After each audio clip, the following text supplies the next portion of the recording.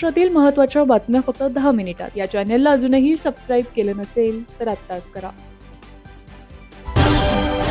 शेतकऱ्यांना पीक कर्जासाठी मोठा दिलासा मिळाला आहे. पुण्यश्लोक अहिल्यादेवी होळकर शेतकरी कर्जमुक्ती योजना 2026च्या निकषात सुधारणा करण्यात आली आहे. या कर्जमाफी योजनेतील सुमारे 13 लाख शेतकऱ्यांसाठीची 50,000 रुपयांपर्यंतची मर्यादा रद्द करून नियमित कर्जमाफी करण्यात आली आहे. सन 2026-27 मधील नियमित परतफेडीची अट रद्द केल्याने 23 लाख शेतकऱ्यांना प्रोत्साहनपर लाभ मिळणार आहे.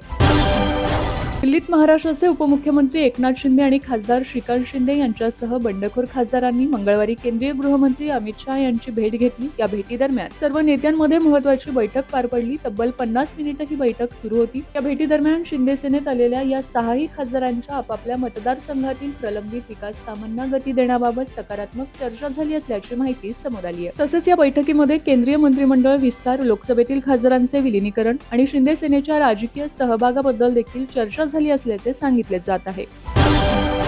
शरद पवार गट एनडीएमध्ये सामील होणार असल्याची चर्चा सुरू असतानाच एक मोठी राजकीय घडामोड घडली आहे. मंगळवारी सकाळी शरद पवार गटाच्या आमदारांच्या बैठका झाल्या. या बैठकीत भाजपसोबत जाण्याबाबत चर्चा झाली. त्यानंतर आता मंगळवारी रात्री शरद पवार गटाचे प्रमुख नेते जयंत पाटील मुख्यमंत्री देवेंद्र फडणवीस यांच्या भेटीस वर्षा बंगल्यावर दाखल झाले होते. विशेष म्हणजे त्याच्या आधी अजित पवार गट, राष्ट्रवादीचे नेते प्रफुल्ल पटेल, सुनील तटकरे हे देखील वर्षा बंगल्यावर उपस्थित होते. त्यांच्या भेटीनंतर राज्यातील राजकारणात मोठा भूकंप होणार का असा सवाल आता उपस्थित केला जातोय. राज्यातील बांधकाम कामगारांसाठी राज्य सरकारने मोठा निर्णय घेतला आहे. सरकारच्या निर्णयामुळे असंघटित आणि कामगारांना मोठा दिलासा मिळणार आहे. महायुती सरकारने राज्यातील बांधकाम कामगारांसाठी आर्थिक मदतीची घोषणा केली. राज्याचे कामगार मंत्री आकाश फुंडकर यांच्या विभागाकडून या संदर्भात शासन निर्णय जारी करण्यात आलाय. कामगारांचा नैसर्गिक मृत्यू झाल्यास त्याच्या कुटुंबियांना 3,50,000 रुपयांची मदत मिळेल, तर बांधकाम कामगारांचा अपघाती मृत्यू झाल्यास कुटुंबाला 6,50,000 रुपयांची मदत देण्यात येईल. तर कामावर असताना अपघात झाला आणि त्यात दिव्यांगता आली तर कामगारांना 2 लाख रुपयांचे सहाय्य शासनाकडून देण्यात येईल. यासह कामगारांना निवृत्ती वेतनही देण्याचा निर्णय राज्य सरकारने घेतलाय. महाराष्ट्रात गेल्या काही दिवसांपासून पावसाने विश्रांती घेतली होती. जुलैच्या सुरुवातीला धोधो बरसल्यानंतर पुन्हा शांतता होती. मुंबई, ठाणे, नवी मुंबई परिसरात तापमान पुन्हा वाढू लागलं होतं, पण आता नागरिकांना पुन्हा दिलासा मिळणार आहे. प्रादेशिक हवामान विभागाच्या अंदाजानुसार 15 जुलैपासून राज्यातील काही भागांमध्ये पावसाचा कमबॅक होणार आहे. हवामान विभागाने 15 जुलै रोजी पहाटे 4 वाजता जारी केलेल्या अलर्टनुसार आज मुंबई, पालघर, ठाणे, रायगड, रत्नागिरी, सिंधुदुर्ग जिल्ह्यांमध्ये मुसळधार पावसाचा इशारा देण्यात आलाय. सर्वसामान्य जनतेच्या आरोग्याला धोका पोहोचेल असं खाद्यपदार्थ विकणाऱ्यांवर तुकाराम मुंढे यांच्या खात्याकडून कारवाई केली जाते. राज्यातील वेगवेगळे हॉटेल, रेस्टॉरंट, खानावळ, कॅन्टीन, फूड स्टॉल या ठिकाणी अन्न व औषध प्रशासनाकडून कडक तपासणी केली जाते. अस्वच्छता आणि नियमांचं पालन न केल्या जाणाऱ्या आस्थापनांवर कडक कारवाई केली जाते. अशीच कारवाई मुंबईत करण्यात आली. मुंबईत तब्बल 3 नामांकित हॉटेलचे परवाने निलंबित करण्यात आले आहेत. त्यामुळे नियम न पाळणाऱ्या आणि हॉटेलच्या किचनमध्ये अस्वच्छता बाळगणाऱ्या हॉटेल व्यावसायिकांचे चांगलेच धाबे दणाणले आहेत. पालघर जिल्ह्याच्या डहाणू तालुक्यातील दापचरी येथे 558.53 हेक्टर क्षेत्रावर आंतरराष्ट्रीय दर्जाचा कृषी बाजार उभारण्याचा निर्णय राज्य मंत्रिमंडळ बैठकीत घेण्यात आलाय. वाढवण बंदरापासून 40 किलोमीटरवर होऊ घातलेल्या या बाजारामुळे महाराष्ट्रातील शेतकरी थेट जागतिक बाजारपेठेशी जोडले जातील असा विश्वास राज्य सरकारने व्यक्त केलाय. उन्हाळ्यातील हंगामी भाडेवाढ रद्द होण्याची प्रतीक्षा करणाऱ्या लाखो एसटी प्रवाशांच्या पदरी निराशा पडणार आहे. राज्य परिवहन महामंडळाने 13.50% भाडेवाढीचा प्रस्ताव तयार केलाय. सुट्ट्या पैशांमुळे होणारा वाढ टाळण्यासाठी यंदा 5 रुपयांच्या पटीत तिकीट ठेवण्यात येणार आहे. आज बुधवारी होणाऱ्या राज्य परिवहन प्राधिकरणाच्या बैठकीत भाडेवाढीवर शिक्कामोर्तब होण्याची शक्यता आहे. राज्यातील सर्व शाळा आणि महाविद्यालयांच्या अभ्यासक्रमात सर्वसमावेशक लैंगिक शिक्षण समाविष्ट करण्याच्या दिशेने केंद्र सरकारने महत्त्वाचे पाऊल उचलले आहे. सर्वोच्च न्यायालयात सोमवारी केंद्र सरकारने 26 सदस्यीय तज्ज्ञ समितीचा अहवाल स्वीकारल्याची माहिती दिली असून न्यायालयाची मंजुरी मिळाल्यानंतर हा अभ्यासक्रम देशभर टप्प्याटप्प्याने लागू करण्यात येणार आहे.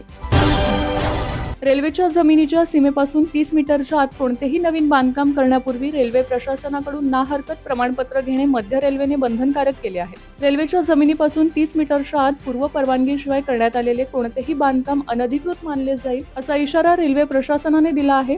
तसेच अशा बांधकामांना नुकसान भरपाईचा लाभ मिळणार नसल्याचेही स्पष्ट केले आहे.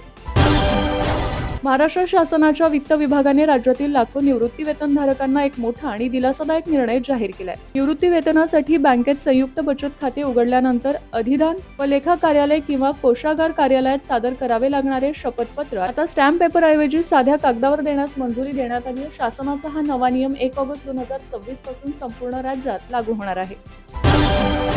बीडमधील राजकीय आणि सामाजिक वर्तुळात प्रचंड गाजलेल्या सरपंच संतोष देशमुख प्रकरणात न्यायालयीन लढाईला आता कमालीचा वेग आलाय. बीडच्या विशेष मोकाका कोर्टात सुरू असलेल्या सुनावणी दरम्यान आरोपी पक्षाला मोठा धक्का बसलाय. आरोपींच्या वकिलांनी तपासाशी संबंधित अनरिलायड डॉक्युमेंट मागण्यासाठी केलेला अर्ज न्यायालयाने पूर्णपणे फेटाळून लावलाय. या खटल्याची पुढील महत्त्वपूर्ण सुनावणी आता 22 जुलै रोजी पार पडणार असल्याची माहिती समोर आली आहे.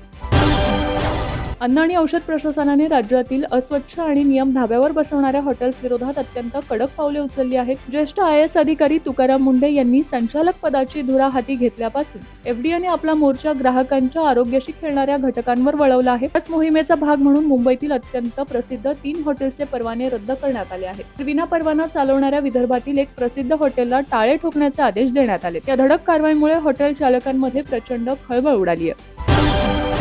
इराण आणि अमेरिका यांच्यात सुरू असलेल्या संघर्षाची झळ भारतालाही बसत आहे. युद्धामुळे इंधनाच्या दरात वाढ झाली होती. आता या संघर्षात भारतीय नागरिकांच्याही जीविताला धोका निर्माण झाला असून महाराष्ट्रातील पुण्यातील एका तरुण अभियंत्याचा दुर्दैवी मृत्यू झालाय. मुलाच्या निधनाने करमरकर कुटुंबावर दुःखाचा डोंगर कोसळला आहे. पुण्याचे हिरंब करमरकर हे मर्चंट नेव्हीमध्ये अभियंता म्हणून कार्यरत होते. ते MV JFS गॅलेक्सी या व्यापारी जहाजावर काम करत होते. रविवारी पहाटे 3:30च्या सुमारास हे जहाज ओमानच्या सागरी हद्दीतील हॉर्मुझ सामुद्रधुनीतून प्रवास करत असताना हल्ल्यानंतर जहाजाच्या इंजिन रूम जवळ भीषण आग लागली. त्यावेळी हिरंब इंजिन रूम मध्ये असल्याने त्यांचा दुर्दैवी मृत्यू झाला.